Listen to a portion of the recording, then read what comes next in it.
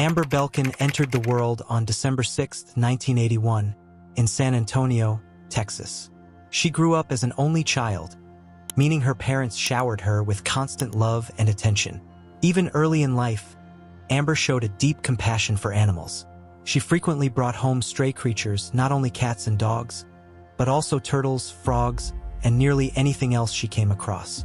Her parents allowed her to keep them. As the years passed, she made up her mind that she wanted to pursue a career as a veterinarian. After finishing high school, her intention was to attend college. However, before doing that, she decided to put aside some money, so she took a job at a video game store. Amber quickly demonstrated that she was dependable and diligent, and it didn't take long before she earned a promotion to store manager. She remained in that role for roughly 3 years, and in 2007, at the age of 25, she finally enrolled in veterinary classes at a nearby college. On January 29th, Amber was scheduled to open the store for her shift, but for some unexplained reason, she never arrived. As the manager, she was typically the first person there, yet that morning no one had heard from her. When the head office noticed that the store still had not opened, they attempted to call Amber, but she didn't pick up. They even tried the store's landline, but there was no answer. As a result, they contacted a nearby branch and asked one of the employees to stop by and check the situation. An employee named Giovanni agreed to go over and see what was happening. When he arrived, the store was completely dark. The doors were locked, the lights were off, and it appeared that no one was inside. He walked around the building and looked through the windows, but didn't notice anything unusual, so he left.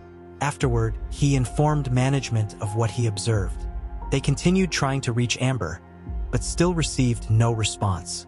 Hours passed without any sign of her, and around noon, they called the other store again and asked Giovanni to return for another check. Giovanni went back to the store, but this time something was different. The lights were still off and the doors were locked, but when he peered through the window, he saw someone inside. It was another coworker named Brandon. Brandon let him inside, and immediately Giovanni saw that the place was in disarray. Game boxes and other items were spread across the floor. The cash register was open, with money scattered around the counter. It appeared as though the store had been robbed, yet strangely, Brandon acted as if he didn't even notice the disorder. Giovanni went to the manager's office to inspect the safe, where the previous night's cash was normally kept, but the moment he opened the door, he stopped cold. Lying right there on the floor was a body, with a plastic bag pulled tightly over the head. Giovanni immediately contacted the police, and officers arrived at the scene shortly after. Investigators quickly confirmed that the victim was Amber. After surveying the store, they reached what initially seemed like an obvious conclusion. She had been killed during a robbery. The cash register was fully open, and the safe in the office had been completely emptied. Amber's car was still parked just outside. The doors were unlocked, and her cell phone was resting on the seat. That only created more questions. Why would she leave her car unlocked with all of her belongings inside? Another puzzling detail was how the killer managed to leave the building. Both doors had been locked when Giovanni arrived earlier that morning. With assistance from other employees, detectives determined that the suspect had taken more than just cash. They had also stolen about 50 video game discs, an Xbox, and several PlayStations, adding up to approximately $6,000. As police worked to piece everything together, the medical examiner concluded that Amber had died from asphyxiation. It appeared that the killer used a plastic bag and held it over her head until she stopped breathing. Specialists believe the struggle lasted for several minutes, and throughout it, Amber fought with all her strength but was unable to escape. They also found that her hands had been bound with duct tape at some point, though the killer likely removed it after she died. Detectives interviewed Amber's co-workers and learned that she typically arrived at the store around 9 a.m., an hour before opening. Her routine involved taking the cash from the safe and bringing it to the bank before preparing the store for the day. Based on their findings, Amber had arrived on time that morning, unlocked the door, and walked inside. Investigators believe the killer attacked her almost immediately, before she had the opportunity to collect the money. Soon after, detectives received another important lead. The manager of another store within the same chain said he had spoken with Amber on the phone that morning. They talked briefly after she arrived at work, but the call was cut short. Amber suddenly said she needed to go and hung up. As police uncovered more details, it increasingly seemed that this case involved more than a simple random robbery. For one thing, the level of violence involved didn't quite make sense. Amber had apparently opened both the register and the safe, meaning the killer wouldn't have needed to harm her to get the money. And if the intention had been to silence her to avoid being identified, that explanation didn't fully add up either. In situations like this, robbers usually rely on a gun or a knife. Strangulation, however, often points to something more personal. On top of that, investigators believe the killer may have entered through the back door, which raised another warning sign. That door opened into an alley lined with identical entrances to other businesses. So unless someone was familiar with the layout, there was no clear way to know which door led to which place. Taking all of this into account, police began to suspect the killer might have had a personal motive and possibly even worked at the store. They now believed the robbery could have been staged to conceal what was actually a targeted murder. Even so, detectives still didn't have a single piece of physical evidence to rely on. This particular store didn't have any surveillance cameras, unlike the other locations in the chain. And when crime scene technicians thoroughly searched the store, they found no usable fingerprints or DNA on the bag or on Amber's body. But by the time investigators had put all of that together, they already had a suspect. Brandon. As you may recall, he was the person Giovanni saw inside the store during his second visit. Brandon was standing there in the dark, with the door still locked, acting as though the chaos of the open register didn't even matter. He also told police that he hadn't gone into the manager's office and hadn't seen Amber's body. According to Brandon, he arrived for his shift just minutes before Giovanni showed up. When he noticed, on top of that, he claimed to have an alibi. He said he spent that morning helping his fiancée and her parents, and when police followed up, they all confirmed his account. Even so, investigators weren't ready to remove Brandon from consideration. For the next several days, they rechecked his alibi and tried to determine whether there was any possible way he could have committed the crime. Meanwhile, Amber's funeral took place, and to everyone's shock, Brandon attended. By that point, her entire family knew he was the primary suspect, so seeing him there felt like a slap in the face. Eventually, however, detectives confirmed that his alibi was airtight. Suddenly took an unexpected turn. Police received a call from a man who wanted to remain anonymous. He claimed he had information about Amber's murder, though at first he was vague and hesitant. Still, sometime later, he agreed to meet with detectives and share what he knew. According to this witness, the day before Amber was killed, a friend of his had suggested they carry out an easy robbery. He refused the offer at the time, choosing to walk away, but everything changed the very next day. When he turned on the news and saw reports confirming that Amber had been murdered, it immediately clicked in his mind who could be responsible. The realization came quickly because someone he personally knew worked at the same retail chain as Amber. However, that person was not Brandon, as some might have assumed. It was Giovanni. According to the witness, he met with Giovanni the day after the murder took place, and during that meeting, the conversation took a disturbing turn. Giovanni did not hint or imply. He openly admitted that he was the one who had killed Amber. The witness said the confession left him stunned and deeply shaken. Despite the severity of what he had just heard, he did not go to the police right away. Fear controlled his decision. He believed that if Giovanni was capable of murdering Amber, he might just as easily silence him next. What made the witness's account even more significant was the personal connection between everyone involved. The witness knew both Giovanni and Amber well. At one point, all three of them had worked together at the same store for a period of time. Because of that shared history, Giovanni would have been fully aware of how the store operated. He would have known there were no security cameras inside, and he also would have known that Amber trusted him. That trust meant he could have easily entered the store that morning without raising any suspicion, because Amber would not have hesitated to let him inside. These details helped explain how the crime could have occurred without signs of forced entry or immediate alarms being triggered. Not long after these details came to light, police brought Giovanni in for questioning. During the interrogation, Giovanni denied every allegation.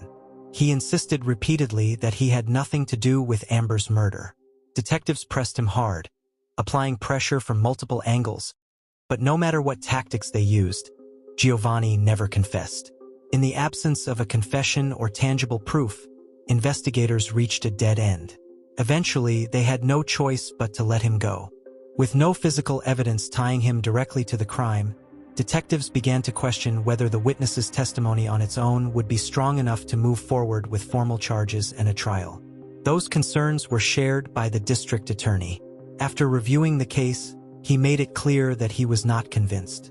He told investigators that without solid, concrete evidence, something beyond a statement, there was almost no chance of persuading a jury to convict. As a last-ditch effort, investigators decided to obtain a DNA sample from Giovanni. The hope was not necessarily that it would match anything immediately, but that the pressure of being compelled to give his DNA might rattle him or prompt a mistake. Even though there was no usable biological evidence recovered from the crime scene, they believed the process itself could have an impact. They secured a warrant, went to Giovanni's home, and collected the sample. Still, Giovanni remained calm, denied all involvement, and continued to maintain his innocence. Then, just one day later, something else happened that caught investigators' attention. Detectives learned that Giovanni had suddenly left town with his wife and children. The family had relocated to Laredo, a city located right near the Mexican border. To law enforcement, this move felt like a serious red flag. It raised immediate concerns about flight and the possibility that Giovanni might attempt to cross into Mexico. However, without concrete evidence, their hands were tied. They could not legally arrest him, and now they faced the growing fear that if he disappeared across the border, finding him again would be far more difficult. Over the next several months, police continued to dig, hoping for a break in the case. They followed up on tips, re-examined leads, and revisited old information, but nothing new surfaced. Time passed, and eventually a year and a half went by. As the case grew colder, it began to feel as though Giovanni might never be held accountable for Amber's death. Then, without warning, detectives received a phone call, one that would completely change the direction of the investigation. It was June 2008, 18 months after Amber's murder, and the person on the line was a woman named Veronica. What immediately stood out was who she was, Giovanni's wife. She told detectives that she had never believed her husband was involved in Amber's death at first, but that changed the day police came to collect his DNA. As soon as the officers left, Giovanni turned to her and said they needed to pack their things and prepare to move. When she asked what was happening, he told her the police suspected him of murder. Veronica then asked him directly if he had killed someone. He looked her straight in the eyes and said yes. She instantly understood that he was talking about Amber, but she was too afraid to argue or deny it. According to Veronica, Giovanni had always been aggressive and controlling. He monitored her constantly and refused to accept no when it came to intimacy. If she resisted, he would restrain her with duct tape and force himself on her. He didn't care that their children were asleep in the same room. They were all living in a one-bedroom apartment. She believed that if she ever went to the police, he would kill her. So she stayed silent, moved with him, and did whatever she could to survive. Eventually, she found the courage to ask him directly if he had killed Amber, and Giovanni confirmed that he had. He also said it happened during a robbery. Veronica pleaded with him to turn himself in, but he refused. Because of that, she told him she wanted a divorce and intended to take the children with her. In response, Giovanni suggested they talk things over calmly while getting coffee. Instead of driving to a cafe, he took her to a remote area, locked the car doors, and pulled out a gun. She begged him not to kill her, but Giovanni ignored her pleas. He sexually assaulted her at gunpoint, and then, without warning, he did something she never expected. He handed her the gun and told her to shoot him. Veronica refused. She managed to convince him that if he died and she went to prison for killing him, their 2 children would lose both parents. Eventually, he calmed down and drove her back home. The following day, Giovanni drove her and the children to her mother's house, then left. As soon as he was gone, Veronica contacted the police. With her statement, the district attorney finally authorized an arrest. But there was a major issue. Giovanni's exact location was unknown, and detectives believed he had already crossed into Mexico.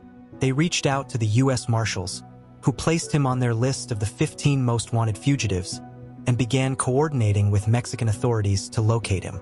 The process took roughly a month and a half, until Mexican officials finally found Giovanni at a relative's home. He was just across the U.S. border, only a few miles away. In a cruel twist of irony, when authorities arrested him, he was playing one of the very video games he had stolen from the store on the day Amber was killed. Under the extradition agreement between the United States and Mexico, bringing Giovanni back to Texas came with one condition. Prosecutors had to remove the death penalty as a possible sentence. They didn't really have a choice, so they agreed. Later, they decided to offer Giovanni a plea deal, because without the death penalty, the district attorney saw little reason to drag the case through a trial that could last for years. As part of the agreement, Giovanni was required to plead guilty in exchange for a life sentence, with the possibility of parole after 30 years. He accepted the deal and finally gave his version of what happened that morning. According to him, he never intended to kill Amber and only wanted to steal some money because he had recently lost his job. At first, he claimed she complied with everything he demanded, but at some point, she tried to call for help. That, he said, was when he killed her. But detectives didn't believe that explanation for a moment. First of all, Giovanni hadn't lost his job. He was still employed at another store at the time of the murder. Second, the idea that he hadn't planned to kill her didn't make sense either. Amber knew who he was. Even if he had escaped after the robbery, she could have easily told police exactly who to look for. Giovanni also claimed that he had felt guilty the entire time and had even considered turning himself in, but said he kept putting other people's needs ahead of his own, whatever that was supposed to mean. As part of the plea agreement, Giovanni was only required to give a partial confession, so some details about what truly happened that day remain unknown. In the end, he was sentenced to prison. The earliest date he will be eligible for parole is 2038. After the sentencing, Amber's parents made it clear that they would fight with everything they had to make sure he never walks free. And finally, there is Brandon, the man police initially suspected of Amber's murder. For weeks, detectives treated him like the killer, and everyone around him, his family and his friends, knew he was under suspicion. Investigators even attempted to pressure his fiancée into turning him in. They asked her how she could sleep next to a murderer and warned her that she might be his next victim. Despite all of that, police never officially informed Brandon that he was no longer a suspect. For a long time, he lived with the fear that he could go to prison for a crime he didn't commit. And the people around him had no idea he had been cleared.